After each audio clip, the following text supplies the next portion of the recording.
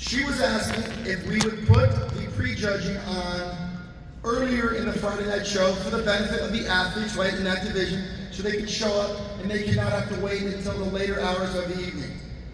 There is nothing we concern ourselves more, I'll be honest with you, with making sure it is as easy as possible for all the athletes. And I understand the importance and why all of these athletes, especially that division, the open division, would love nothing more than to show up on Friday night and walk on stage and do their thing.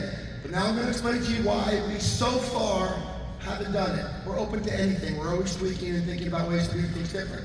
But here's why we haven't done it. I'm going to be very bluntly honest to everyone on this stage, and they know it. The most popular division in our sport is the Mr. Olympia Open division, okay? Now, when you go see U2 in concert, and another lesser popular band is there too, okay? U2 doesn't get to open up the show because they want to be somewhere afterwards, okay? They go on, they are the signature, the marquee, the headliner act, okay? So with respect to all other 10 divisions, and they're enormously popular. The classic, Chris Bumstead, the fitness, they're amazing, and they're all popular divisions. But the analytics and all the measurables show that the Mr. Olympia division, the very event that Larry Scott won back in 1965 and we're about to do for the 60th time next year, it is the most popular division. It generates the most ticket sales.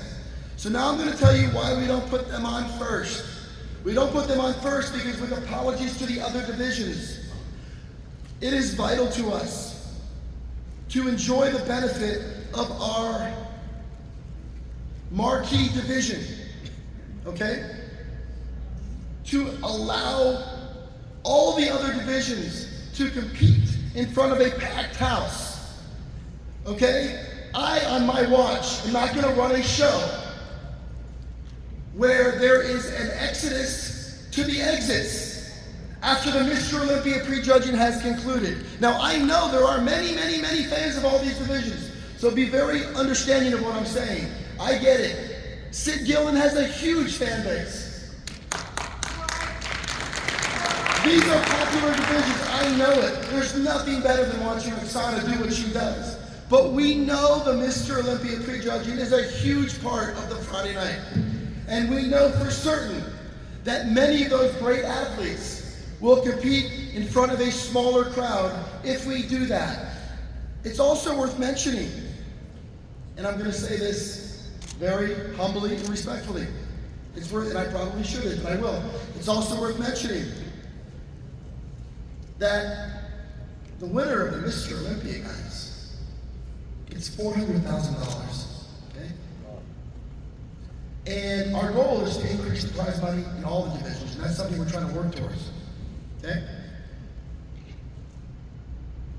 But for the division that is paid the most in our competition, respectfully, we feel like that's the division that's gonna go on at the end of the night as the main event, because it is, in the eyes of the masses, the marquee portion of our show.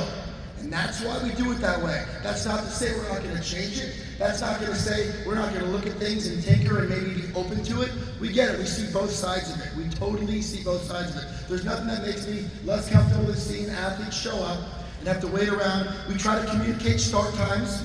We try to let them know when to show up so they don't show up too early. So we're very sensitive to that process. But there's no advantage for any athlete. They're all in it together. The playing field is even for everyone involved. And that's why we do it. And once again, we are open to changing it. We will think about it, but that's the reason why the Mr. Olympia division is the end of the Friday night prejudging. So I appreciate the question.